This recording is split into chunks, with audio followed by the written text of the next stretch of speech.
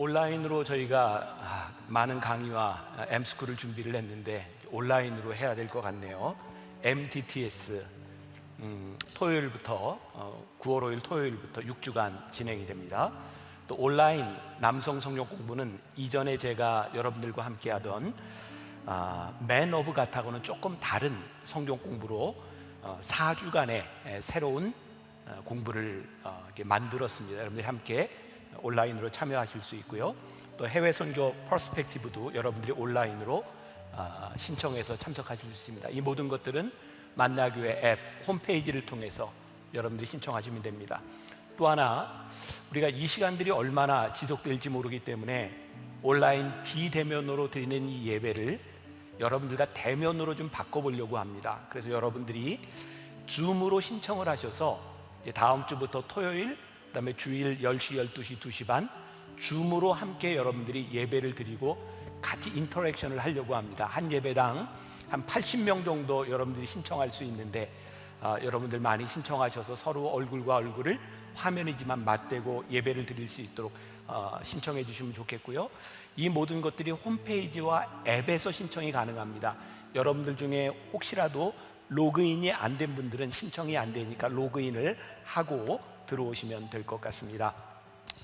하나님께서 우리들에게 참 놀라운 일을 행하셨어요. 찬양팀 올라오라고 손짓하는 거예요. 네.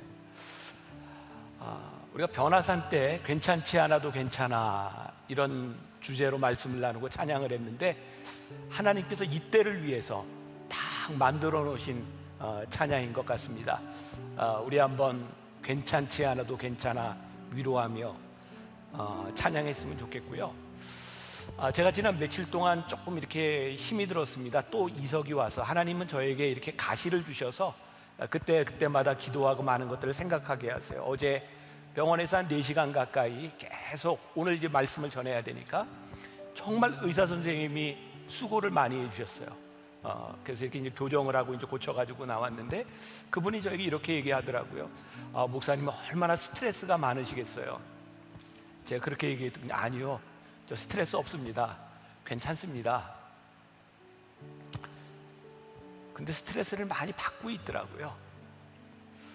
아마 저뿐만 아니라 여기 있는 모든 분들이 괜찮지 않은 상황들을 지나가고 있는데 오늘 우리가 서로가 예배하고 찬양하고 말씀 나누고 기도하면서 위로하고 괜찮아, 또 하나님의 위로를 받는 그런 시간이 되었으면 좋겠습니다.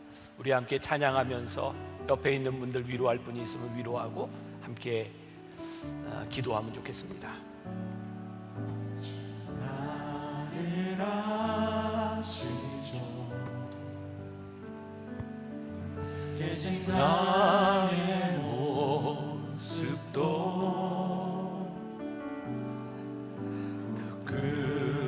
부끄러움 속에 나갈 수 없어요. 늘 같은 자리에 같은 자리에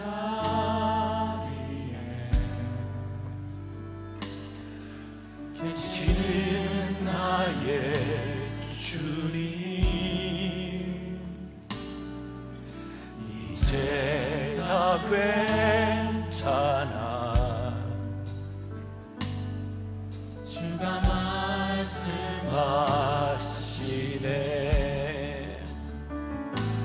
자꾸 넘어져도 걱정하지 마.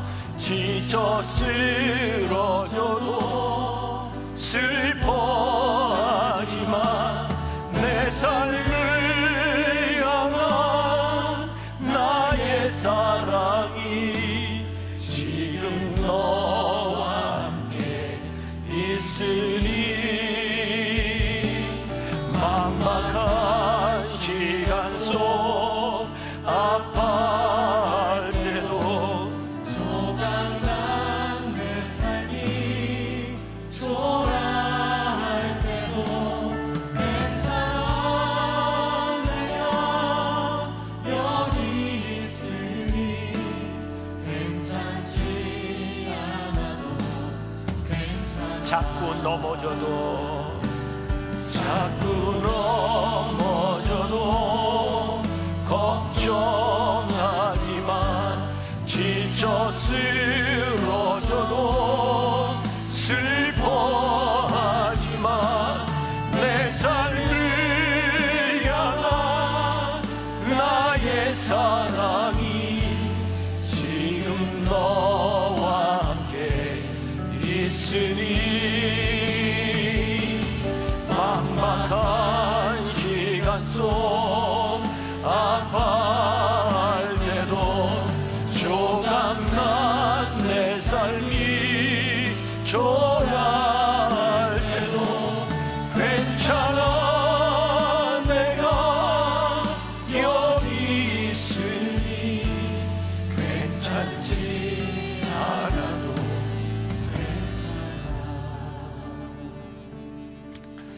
하나님, 우리가 자꾸 넘어집니다. 우리에게 걱정거리가 참 많습니다. 하나님, 우리가 자꾸 쓰러집니다. 슬픔도 우리들에게 다가옵니다.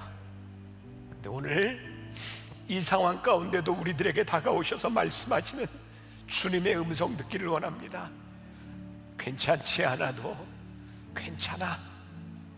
내가 너희와 함께 할 거야. 내가 너희를 붙잡아 줄 거야. 이 길을 내가 너희와 함께 갈 거야. 지금 이 시간 힘들고 어려운 시간을 지나가고 있는 우리들에게 말씀하시는 주님의 음성 듣기를 소원하고, 이 시간 우리가 서로가 서로를 위로하며 하나님 함께 하심을 고백할 수 있는 귀한 예배가 되게 하여 주옵소서.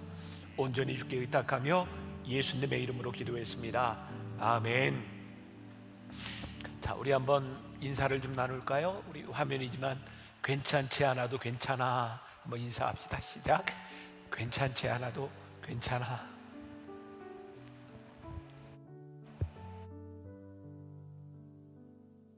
자, 오늘 말씀으로 들어가도록 하겠습니다. 오늘 복된 삶을 살기로 벌써 6번째 복이 되겠네요. 마음이 청결한 삶을 살기로 결심하다. 이런 제목으로 말씀을 나누려고 합니다. 1900년대 초 제가 조금 전에 언급했던 인도에서 선교사로 살았던 스탠리 존스가 쓴 인도의 길을 걷고 있는 예수라는 책에 아주 인상적인 글이 나옵니다. 제가 조금 읽어드릴게요. 인도인들은 기독교인이라면 단지 기독교 공동체의 일원으로 봅니다. 그러나 누군가 자신을 기독교적인 사람이라고 불러주면 최상의 칭찬으로 여깁니다. 그것은 예수 그리스도의 영혼을 가졌다는 의미이기 때문입니다. 한 저명한 인도 지도자가 하루는 나에게 이렇게 말했습니다. 만약 당신이 우리 인도 사람 중 한 명을 기독교적으로 사는 사람이라고 부른다면 그는 칭찬을 받았다고 할 것입니다. 그러나 당신이 그를 기독교인이라고 부른다면 그는 아주 기분 나빠할 것입니다. 인도인들에게 기독교적인 사람이 된다고 하는 것은 예수 그리스도인의 영혼을 가졌다는 것을 의미합니다.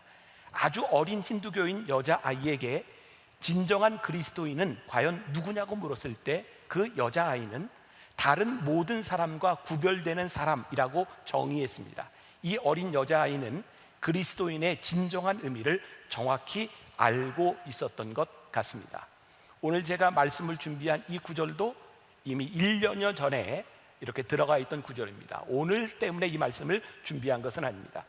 마음이 청결한 것이 왜 복이고, 마음이 청결한 것과 하나님을 볼 수 있다는 것은 어떤 연관관계에 있을까? 말씀을 묵상하다가 이것은 소통에 대한 문제구나 라는 생각을 하게 되었습니다. 이 세상 가운데서 마음이 청결한 자가 하나님과 소통합니다. 하나님을 볼 수 있습니다. 우리가 살고 있는 이 사회를 소통의 부재라고 말을 합니다. 얼마나 힘이 드는지 모르겠어요. 서로 대화가 되지 않습니다.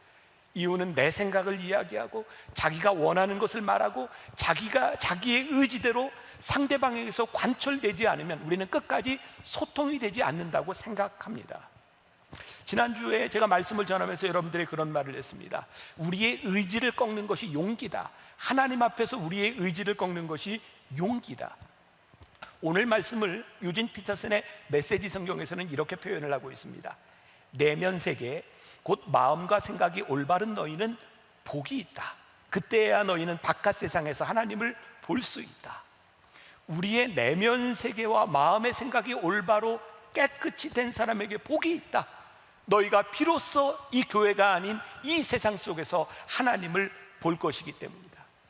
올바른 생각이라고 하는 것은 무엇일까요? 내 생각이 아닙니다. 깨끗한 마음으로 하나님을 볼 때 그때 우리들에게 올바른 생각이 들어옵니다. 우리가 참 많이 듣는 말이 있습니다. 소통은 경청에서부터 시작된다. 우리가 소통에 실패하는 이유는 내가 말을 많이 하지만 들으려고 하지 않기 때문입니다. 하나님과의 관계에 있어서도 마찬가지입니다. 오늘 말씀 이렇게 설교를 하면서 저희 참 그런 생각이 드네요. 처음에 아무도 없는데 설교할 땐 그렇게 힘들더니 별로 힘이 안 드네요. 여러분들이 잘 듣고 있는 것 같아요. 자, 한 가지 예를 들겠습니다. 제가 참 공감 능력이 부족한 사람입니다. 저도 제 생각이 굉장히 강하고 늘 제 방식대로 살아가는 사람이기 때문인 것 같습니다. 언젠가 저에게 오래전입니다. 만나교회 한 사역자가 저에게 찾아와서 이렇게 말을 하더라고요. 목사님, 교회를 사임하겠습니다. 제가 이 사역자가 굉장히 어렵게 고민하고 있었던 것을 알고 있었기 때문에 저는 그 이야기를 듣고 이렇게 대답을 했습니다. 그렇게 힘들면 그러는 게 좋겠네. 그런데 얼마를 지났는데 저에게 그런 이야기가 들립니다. 그 사역자가 섭섭하게 생각한다. 그래서 왜 섭섭하게 생각하는가 물어봤더니 한 동료가 이렇게 이야기를 하더라고요. 목사님, 그 사람이 힘들다고 이야기했을 때는 고만두겠다고 이야기했을 때는 목사님의 위로가 받고 싶었지 고만둔다는 얘기가 아니었던 것 같습니다. 저는 그 얘기를 들으면서 제 가슴이 답답했어요. 왜? 내가 살아가는 삶의 방식하고 다르니까. 여러분, 우리의 살아가는 방식이 아무리 옳다고 생각해도 사실 우리들이 대화하고 소통하는 데는 나의 방식이 아니라 상대방을 얼만큼 이해하고 들어주고 그 사람의 몸짓과 그 사람의 삶을 우리들이 얼마나 아느냐를 통해서 소통이 되어지는 것이겠죠. 신은경 아나운서가 쓴 내 나이가 나를 안아주었습니다 라는 책에 정말 좋은 이야기가 나오더라고요. 간혹 상대방이 내 말을 잘못 알아듣는다고, 잘 듣지 못한다고 우리들이 큰 소리로 이야기할 때가 있답니다. 그게 소통에 별로 효과적이지 않답니다. 10년간 10만 명이 넘는 고령자를 치료한 일본의 안과 의사 히라마스 루이라는 사람이 노년의 부모를 이해하는 16가지 방법이라는 책을 썼답니다. 노령자 중에 70대가 되면 50% 정도가 귀가 안 들리는 난청이고 80대가 되면 70% 정도가 난청이 된답니다. 이 난청이 된다고 하는 얘기는 아주 안 들리는 것이 아니라 일정한 유역대의 음이 들린다는 이야기입니다. 근데 연세가 들면 문제가 뭐냐면 높은 톤의 소리가 잘 안 들리고 낮은 톤이 잘 들립니다. 그러다 보니 여자인 며느리가 이야기하는 건 못 듣는데 아들이 이야기하면 그래 듣는다는 겁니다. 서운해하기도 한답니다. 그런데 사실은 이분에게 들리는 것이 낮은 목소리, 그리고 천천히 끊어서, 그리고 얼굴을 정면으로 바라보며 대화해야 된다는 것입니다. 제가 그 글을 아주 인상 깊게 보았습니다.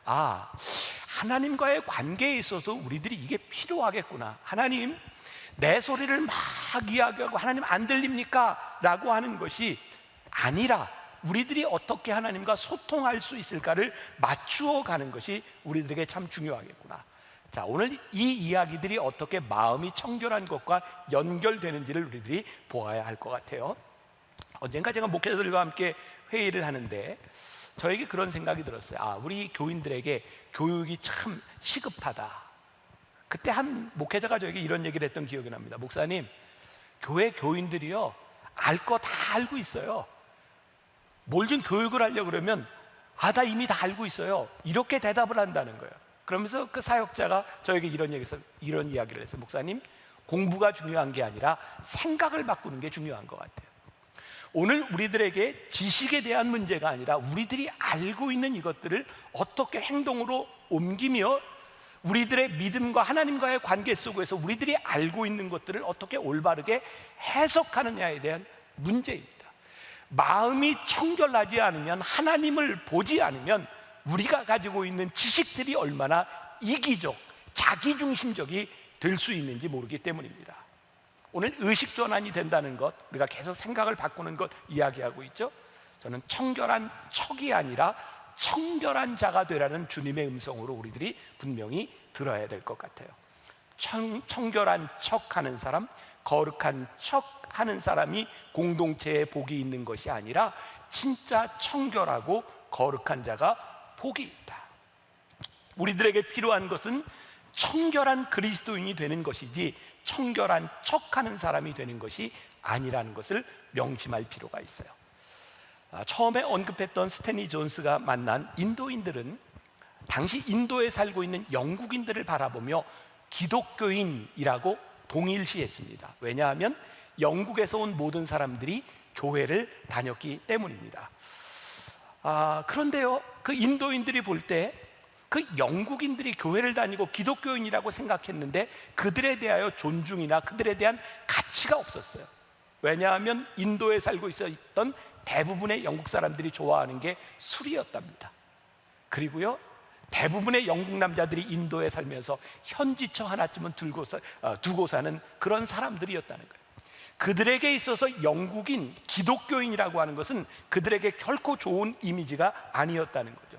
당시 식민지였던 인도에 시민운동을 주창한 간디가 있습니다. 비폭력 무저항 운동을 했던 사람이죠. 여러분 아세요?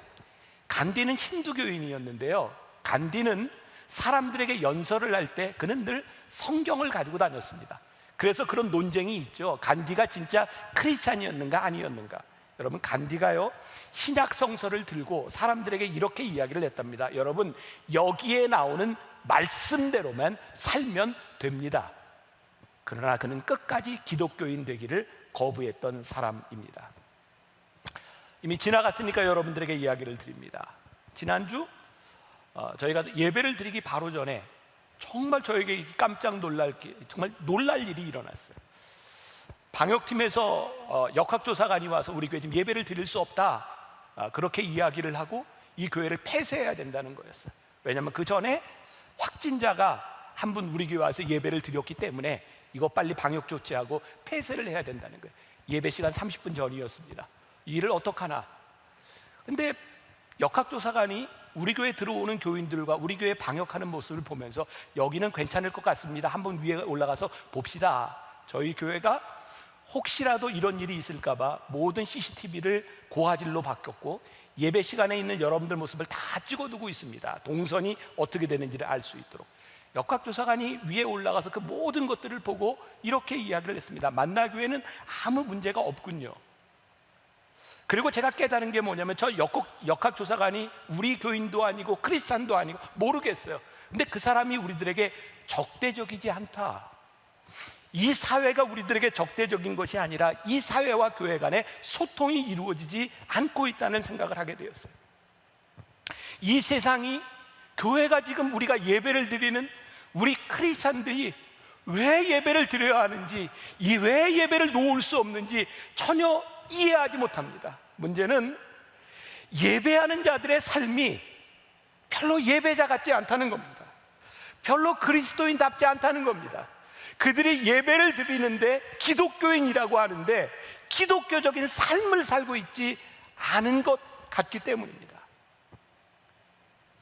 기독교인으로서, 그리스도인으로서 가장 명확한 표식이 있다면 마음이 청결한 자로 살아가는 거죠.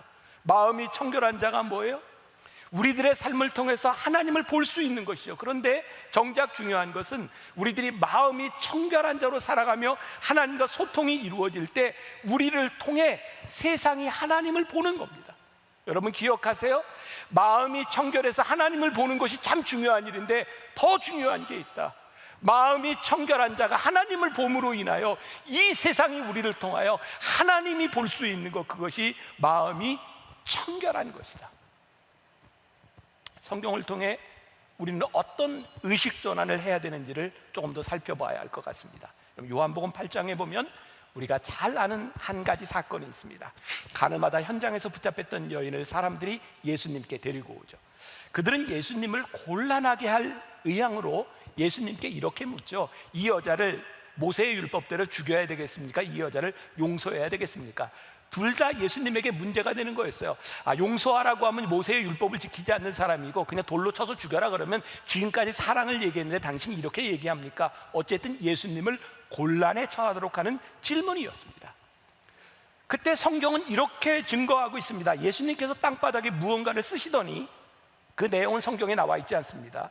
일어나서 사람들을 향하여 예수님이 이렇게 말씀하셨습니다. 죄 없는 자가 먼저 돌로 쳐라. 요한복음 8장 9절에 그들이 이 말씀을 듣고 양심의 가책을 느껴 어른으로 시작하여 젊은이까지 하나씩 나가고 오직 예수와 그 가운데 섰던 여자만 남았더라. 그 다음에 예수님이 하신 행동에 주목해 보겠습니다. 10절과 11절. 예수께서 일어나사 여자 외에 아무도 없는 것을 보시고 이르시되 여자여 너를 고발하던 그들이 어디 있느냐? 너를 정죄한 자가 없느냐? 대답하되 주여 없나이다. 예수께서 이르시되 나도 너를 정죄하지 아니하노니 가서 다시는 죄를 범하지 말라 하시니라. 예수님이 하신 행동, 예수님의 방법은 죄를 묵인한 것이 아니라 연민과 사랑으로 기다리셨던 거죠. 사람들이 죄인이라고 배척하고 죽이려 할 때 예수님은 그들과 함께 하지 않으셨어요. 그들이 양심의 가책을 느끼고 다 그 여인을 떠났을 때 예수님은 그들과 같이 떠나지 않으시고 그 여인과 함께 남아 계셨어요. 여러분, 사람들이 예수님 앞에 다 떠나갔던 이유, 주님 앞에서, 하나님의 말씀 앞에서 너희 중에 죄 없는 자가 먼저 돌로 쳐라라고 했을 때 아무도 거기에 설 수가 없었어요. 주님 앞에서, 하나님 앞에서 우리들 누구도 정결하다 말할 자신이 없어요. 굉장히 역설적으로 들릴지 모르지만 저는 오늘 말씀을 이렇게 읽다가 이런 생각을 하게 됐어요. 하나님, 내가 하나님 앞에서 청결하고 정결할 수 없습니다 라고 나 자신을 바라볼 수 있을 때 그때 우리들에게 청결함이 시작되겠군요. 오늘 우리들에게 의식 전환이라고 하는 그 성경의 원리는 죄인에 대하여 용서를 말씀하고 있지 정죄를 말씀하지 않는다는 거예요. 죄는 분명히 심판을 받아야 하는 것이지만 용서의 가능성은 늘 열려 있어야 된다는 거예요. 지난 1, 2년 동안 저는 이 이야기를 너무 많이 했던 것 같아요. 우리 크리스찬들 이 세상 교회를 바라보며 우리가 왜 말씀대로 살지 못하고 저렇게 정죄하고 서로 미워할까? 정결함? 이 세상에서 따로 떨어져서 우리들이 깨끗하게 살 수 있는 것이 아니라 이 세상 한가운데서 빛나는 것이 정결함이고, 우리들이 이 세상 한가운데서 어떻게 예수님의 마음, 하나님의 마음으로 살아갈 수 있느냐가 정결함, 청결함이라고 하는 것을 분명히 알아야 될 것 같아요. 제가 만나교회 목회를 하면서 제일 많이 했던 말이 그런 거죠. 교회가 이 땅의 소망입니다. 교회다운 교회, 이런 말을 제일 많이 했습니다. 교회가 이 땅의 소망입니다. 어디에서요? 이 세상에서요. 정결함과 거룩함은 이 세상을 떠나서 빛나는 것이 아니라 우리가 살고 있는 이 세상 한가운데서 빛나는 것이 정결함, 청결함입니다. 저희 교회가 수년 동안 저희 교회 대표적인 이미지가 되었던 것이 만나교회 흡연실이었죠. 많은 분들이 왜 흡연실이 있는가에 대한 것들을 모르는 분들도 많이 있어요. 제가 만나교회 목회를 하면서 흡연실을 만들게 된 단초가 되었던 한 가지 사건이 있어요. 제가 미국에서 공부할 때였습니다. 제가 파트타임 교육 목사로서 이렇게 봉사를 하고 있던 그 교회는 미국의 한 보수적인 장로교회에 새들어서 빌려서 쓰는 교회였어요. 제가 평일에 그 미국 장로교회에 갔을 때 제가 처음으로 보는 어떤 장면을 목격하게 되었어요. 세상에 방 한가운데 사람들이 모여서 무언가 웅성웅성 회의를 하고 있는데 그 안에, 그 앞에 재떨이가 있고 사람들이 담배를 피고 있는 거였어요. 여러분, 미국 교회도 역시 술과 담배를 허용하지 않습니다. 근데 보수적인 장로교회 한 방에서 사람들이 재떨이가 있는 방에서 무언가를 하고 있었어요. 물어보니 그 모임이 담배를 끊지 못하는 담배에 중독된 사람들을 위한, 그 담배를 끊기 위한 모임인데 아직 끊지 못한 사람들이 거기에 와서 담배를 끊을 수 있도록 재떨이를 앞에 두고 그 사람들을 교육하고 있는 일이었어요. 한번 그런 생각을 해봐요. 한국 교회에서 이런 일을 용납할 수 있는 교회가 얼마나 될까? 그런데 저에게 이런 생각이 들었어요. 예수님이라면 어떻게 하실까? 이 술, 담배 아무것도 아닌 문제인 것 같지만 그것들이 우리들의 삶을 온전하게 거룩하게 만들지 못한다면, 그 삶을 바꿔야 된다면 교회는 어떻게 그 사람들을 받아들일까를 고민해야 하지 않을까. 여러분들에게 이런 얘기를 분명히 드릴 수 있을 것 같아요. 예수님이요, 성전에서 물건 파는 자들을 향하여 판을 엎으시고 채찍을 휘두르셨어요. 하나님의 거룩함이 훼손되는 걸 예수님이 용납하지 않으셨습니다. 그런데요, 예수님이 그렇게 불결하고 거룩함을 훼손하는 걸 용납하지 않으셨음에도 불구하고 죄인들과 세리들과 창녀들을 위하여 예수님께서 성전 밖을 나가서 그들에게 복음을 전하셨어요. 여러분, 흡연, 담배를 피는 것이 하나님의 마음, 하나님의 거룩함을 훼손하는 일이라면 하나님이 허락하지 않으십니다. 그러나 흡연실이 하나님과 멀어진 사람들과의 관계를 회복하는 아버지의 마음이라면 저는 기꺼이 하나님 아버지의 마음이 거기에 있다고 생각합니다. 그래서 저는 오늘 여러분들에게 이런 말씀을 드릴 수 있을 것 같아요. 예수님처럼 생각하고 예수님처럼 살아야 된다는 것은 결코 쉬운 일이 아니고 때때로 우리들에게 용기가 필요한 일이다. 제가 이번 부활절에 선 밖에선 예수라고 하는 제목으로 말씀을 나눴던 적이 있어요. 예수님은 선을 딱 만들어 놓고 이 선을 지켜야 되겠다고 하셨던 분이 아니라 하나님 아버지의 마음이 있는 곳에 예수님이 만들어 놓은 선을 벗어나서 하나님 아버지의 마음을 전하셨던 분이 우리 예수님이죠. 교회에 진짜 예수님이 있는가? 이번 주간입니다. 제가 유튜브에서 그렉 크로셸이라고 하는 미국 목사님의 아주 짧은 설교를 듣게 되었어요. 그 짧은 설교의 제목이 지금 입는 옷이 최선입니까? 지금 입는 옷이 최선입니까? 이 목사님이 젊었던 시절에 아주 시골 교회, 작은 교회 이렇게 설교를 할 기회가 많았답니다. 어떤 작은 교회 설교를 하러 갔는데 거기에 정말 남루하게 다 망가진 자동차를 운전하고 들어온 한 흑인 여자가 있었대요. 안내를 쓰고 있던 한 분이 말쑥하게 차려입었던 한 남자가 그 여인을 가리켜서 이렇게 얘기했답니다. 우리는 교회에 올 때 제일 좋은 옷을 입고 옵니다. 당신이 입고 온 옷이 최선입니까? 그 여인이 부끄러워서 밖에 나가 차를 타고 나가는 모습을 보고 이 크레이크 크로셸 목사님은 자동차에서 흐느껴 울었대요. 하나님, 우리 교회가, 하나님이 계시는 교회가 왜 이렇게 되었을까요? 우리의 기준, 우리의 율법, 우리의 생각의 정결함이 있는 것이 아니라 하나님과의 관계, 하나님 마음속에 청결함이 있는데 우리가 그것 잃어버린 것이 아닐까. 마음이 청결하다고 하는 게 무엇일까요? 전 신학교 다닐 때 지금도 잊지 못하는 게, 지금도 저에게 가끔 전화를 주시는 은사 교수님이 계세요. 이제 80대 후반 되셨어요. 그분은 총각으로 사셨고 지금도 총각이에요.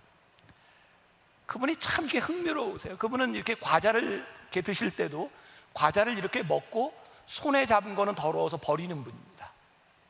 혼자 사시니까 빨래를 하는데 빨래를 하면 손에 뭐가 묻을까 봐 절대로 손으로 빨래를 하지 않고 발로 빨래를 하는 분입니다. 굉장히 청결한 분이죠. 전 그런 생각을 해요. 이 청결함이라고 하는 것은 때때로 우리들에게 문명의 척도가 되는 것 같아요. 아마 문명이 발달하면 발달할수록 우리들이 뭔가 문명이라고 생각한다면 우리들이 청결하려고 노력하는 것이 분명합니다. 그런데 여기에서 중요한 것이 있어요. 우리의 삶의 청결함과 마음의 청결함은 같은 것이 아니에요. 그런데 많은 사람들이 우리의 육신과 우리들의 삶의 청결함을 마음의 청결과 동일시한다는 거죠.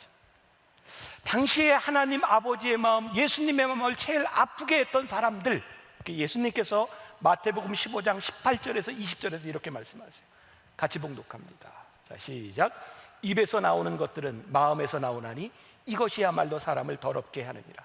마음에서 나오는 것은 악한 생각과 살인과 간음과 음란과 도둑질과 거짓 증언과 비방이니 이런 것들이 사람을 더럽게 하는 것이요 씻지 않은 손으로 먹는 것은 사람을 더럽게 하지 못하느니라.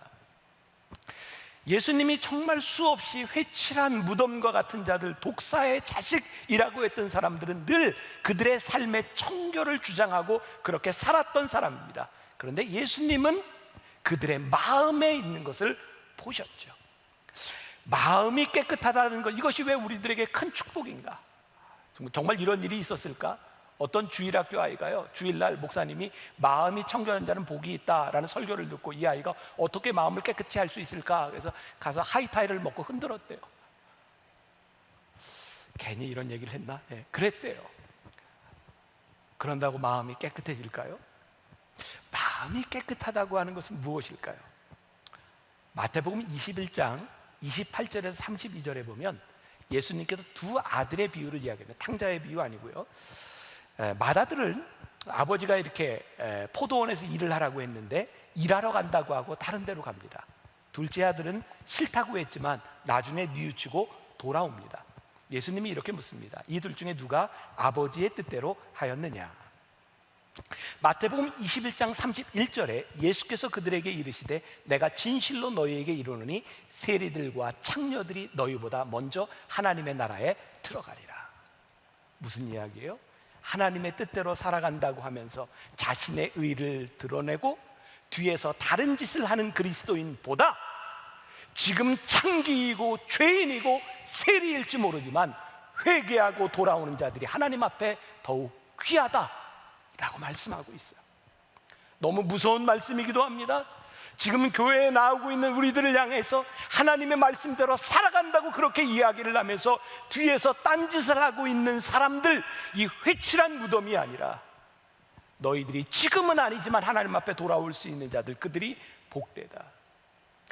마음이 깨끗하다고 하는 것을 이 두 아들의 비유에 대입해 본다면 이런 의미인 것 같아요. 하나님은 한 마음을 원하시는구나. 두 가지 마음을 가지고 내가 이렇게 한다고 하면서 다른 짓을 하는 것이 아니라 내가 지금 이랬을지라도 한 마음으로 돌아올 수 있는 그 한 마음, 그것이 깨끗한 마음이겠구나. 부족하고 연약하지만 하나님을 바라보고 실수하고 잘못했을 때 정직하게 돌아올 수 있는 그 마음이 깨끗한 마음이고 정결한 마음이구나. 그러고 보니 우리의 신앙의 연주가 오래되면 오래될수록 하나님 앞에 우리들의 마음이 너무너무 더러워진 거죠.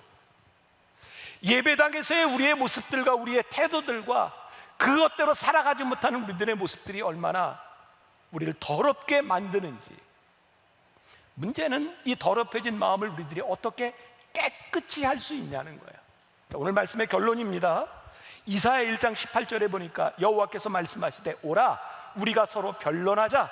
너희의 죄가 주홍 같을지라도 눈과 같이 희어질 것이요 진홍같이 붉을지라도 양털같이 희게 되리라. 마음이 깨끗한 자, 하나님 앞에 소통하는 자가 되기 위해서 우리들에게 어떤 소망을 주고 계세요? 나오라는 거예요. 너희들이 부족하고 부정직하고 너희들이 더러운 모습 그대로 나오라. 예수 그리스도의 피로 너희를 정결케 하고 너희를 깨끗게 하여 줄 것이다. 문제는 뭐예요? 우리의 마음이 더러워져서 두 마음을 가지고 하나님 앞에 나오지 못한다는 거예요. 오래전에 여러분들에게 물었던 거 기억을 한번 더듬어 보세요. 제가 이런 질문을 한 적이 있어요. 옛날 중세시대 아니면 지금도 이렇게 성당에 가면 들어가는 입구에 성수통이 있습니다. 성수. 그래서 이렇게 들어가기 전에 몸을 깨끗이 하기 위해서 이렇게 물을 이렇게 뿌리거나 성수가 있어요. 제가 이런 질문을 던진 적이 있죠. 여러분, 혹시 성수통에 파리가 빠지면 파리가 깨끗해질까요? 성수가 더러워질까요? 자, 제가 생각할 시간을 드릴게요. 성수통에 파리가 빠지면 파리가 깨끗해져요? 성수가 더러워져요? 제가 이런 얘기를 했던 적이 있습니다. 성수가 능력이 있으면 파리가 빠져도 깨끗해질 것이고 능력을 잃어버린 성수는 파리 한 마리에도 더러워질 것입니다. 하나님의 거룩하신 임재 앞에 우리들이 나아가면 하나님께서 우리를 깨끗게 하신다고 하는 것은 하나님의 약속이요 하나님의 능력입니다. 우리가 하나님 앞에 정직한 마음으로 나아가는 것, 그것이 우리의 마음을 깨끗게 할 수 있는 방법. 마음이 청결한 자가 하나님을 보는 것이 왜 우리들에게 축복일까요? 여러분, 우리가 보든 보지 않든 하나님은 어디에나 계세요. 신학적인 말로 무소부재하신 하나님이죠. 그런데요, 어디에나 계신 하나님이 어디에서나 우리 눈에 보이지 않아요. 어디에나 계신 하나님이 우리의 눈에 보일 때 그것이 왜 축복인가? 하나님의 무소부재하심이 우리들에게 추상적이 아니라 하나님이 우리들 눈에 보이기 시작할 때 그 하나님의 역사가 우리들 가운데서 실제적으로 역사하기 때문이죠. 하나님이 우리들 눈에 보이기 시작할 때 하나님의 역사와 하나님의 가능성과 하나님이 일하시는 일들이 우리들 가운데서 보이기 때문이죠. 가끔 이런 비유를 할 수 있겠죠. 우리들이 그냥 눈으로 보는 것과 망원경으로 보는 것이 같을 수 있겠는가? 우리의 눈으로 보는 것과 하나님의 눈으로 이 세상을 볼 수 있는 것이 우리들에게 동일하겠는가? 하나님을 보는 것이 왜 축복이요? 하나님이 보이니 우리의 눈으로 보는 인생이 아니라 하나님이 역사하시는 인생이 우리들 눈에 보이는 거죠. 이스라엘 백성들이 광야 40년을 지나는 동안 그들의 눈에는 그것이 광야로 끝났을지 모르지만 하나님은 끊임없이 그들에게 말씀하시죠. 나는 너희를 훈련시키는 거야. 지금 이 상황 가운데 우리들이 이 코로나 상황 가운데 교회가 어려움을 당하는 이 상황 가운데 하나님 왜 우리들에게 이런 어려움이 있나요? 여기에서 끝나는 것이 아니라 하나님 이 상황 가운데 사는 우리 교회에게 말씀하시는 것이 무엇일까요? 저에게는 언제부터인가 그런 거룩한 소망이 생기기 시작했어요. 하나님께서 우리 한국교회, 우리 교회 우리들에게 새로운 부흥을 일으키시려나 보다. 우리를 밑바닥까지 데리고 내려가셔서 하나님이 우리를 새롭게 세우시려나 보다. 하나님의 눈으로 보기 시작하는 거죠. 몇 주 전 MMP 목사님들, 지금 아마 설교 듣고 있는 MMP 목사님들이 많이 있을 거예요. 같이 이렇게 이야기를 나누고 목회 이야기를 나누는데 한 목사님이 저에게 이런 질문을 던졌어요. 목사님, 혹시 목사님은 너무 힘들어서 하나님 저를 그만 데려가 주세요 라고 생각했던 적이 없으신가요? 그 말을 듣는데 저 목사님이 그렇게 힘들었나 보다. 하나님, 이제 그만 나를 데려가 주세요 할 만큼 힘들었나 보다. 그 짧은 순간 저를 돌아봤어요. 아무리 생각해도 제가 힘들고 어렵고 고통스러울 때 하나님 이제 그만 저를 데려가세요, 저는 그렇게 말한 적이 없었던 것 같아요. 전 진짜 힘들고 어렵고 고통스러운 순간에 이런 기도를 했던 기억이 있어요. 하나님, 이 길을 잘 가도록 도와주세요. 내 인생이 내 눈으로 보는 것이 아니라 하나님이 인도하신 내 인생의 방향이 보이니 하나님 나를 데려가세요가 아니라 하나님 이 길을 잘 가게 해주세요. 그런 기도를 했던 제 모습이 떠올랐어요. 하나님을 보는 인생 진짜 복된 인생이구나. 하나님이 보이는 인생 복된 인생이구나. 하나님이 보이도록 살아가는 인생이 참 복된 인생, 그것이 축복이구나. 오늘 말씀을 듣는 여러분들에게 이 하나님의 축복이, 마음이 청결한 자가 하나님을 볼 것이며 이 축복이 여러분들에게 믿음으로 고백되고 복이 되기를 주님의 이름으로 간절히 축원합니다. 우리 같이 찬양하고 싶은데요, 주가 보이신 생명의 길, 주님과 함께 찬양합시다.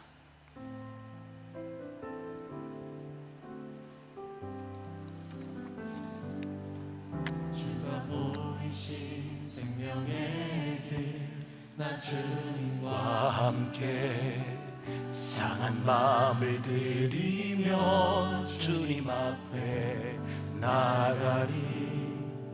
나의 의로움이 되신 주, 그 이름 예수. 나의 길이 되신 이름 예수. 나의 길 오직 그가 아시나니. 나를 단련하신 후에 내가 정금같이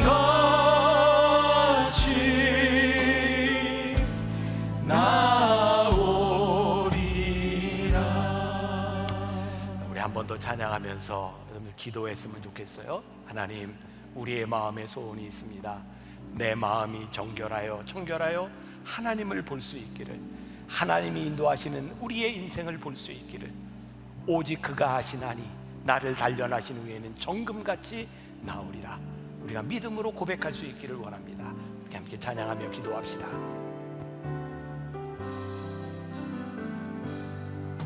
주가 보이신 생명의 길 나 주님과 함께 상한 마음을 들이며 주님 앞에 나가리 나의 의로움이 되신 주 그 이름 예수 오늘 이 시간 기도하는 주의 백성들 하나님의 사람들을 위하여 간절히 기도하며 하나님 함께 하심을 우리들이 믿음으로 고백하며 나아갑니다. 우리들에게 하나님 아버지 마음 주시고 하나님 마음 알게 하셔서 두 마음으로 살아가는 사람들이 아니라 우리의 연약함 가운데 부족함 가운데 하나님 도와달라고 하나님 함께 해달라고 기도할 수 있는 사람들 주의 길을 볼 수 있는 사람들이 되기를 소원합니다. 힘들고 어려운 때를 지나갑니다. 하나님 어려운 이 시간들 가운데 역사하신 하나님 바라보게 하소서. 주님 보게 하소서. 역사하시고 나의 길 오직 그가 오 주님 담대함을 주시고 오 주님 주의 마음 앞에 서게 하시고 아버지 하나님 하나님의 거룩하심 앞에 설 수 있는 사람들이 되게 하소서. 정김같이 나오리라 나의 길 오직 그가 하시나니 나의 길 오직 그가 하시나니 나를 단련하신 후에 내가 정금같이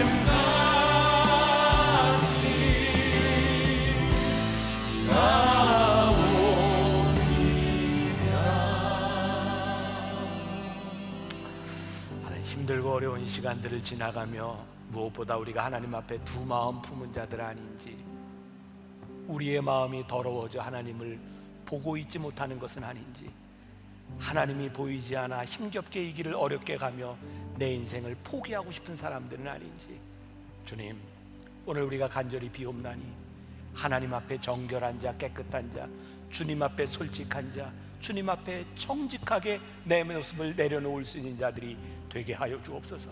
주님 내가 꿈꾸는 인생이 아니라 하나님 바라시는 인생을 보게 하여 주옵시고 하나님 내가 가고 싶은 길이 아니라 하나님 나를 인도하시는 그 길을 가게 하여 주옵시고 주님 우리가 용기가 없을 때 지치고 낙심될 때 우리를 붙잡아 주시는 하나님을 바라보며 끝까지 이 길을 가는 복된 인생이 되게 하여 주옵소서. 오늘도 사방 곳곳에서 힘겹게 이 시간을 지나가고 있는 사람들 주님 축복하시고 우리 만나교회 아니 이 땅의 모든 그리스도인들 하나님을 섬기는 자들이 물질로 인하여 세상으로 인하여 고통받지 않게 하여 주옵시고 우리의 삶을 통하여 하나님이 보이는 인생이 되도록 축복하여 주옵소서.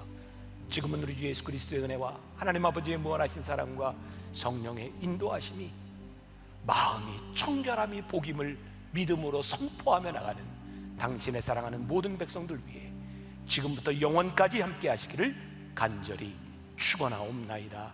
아멘.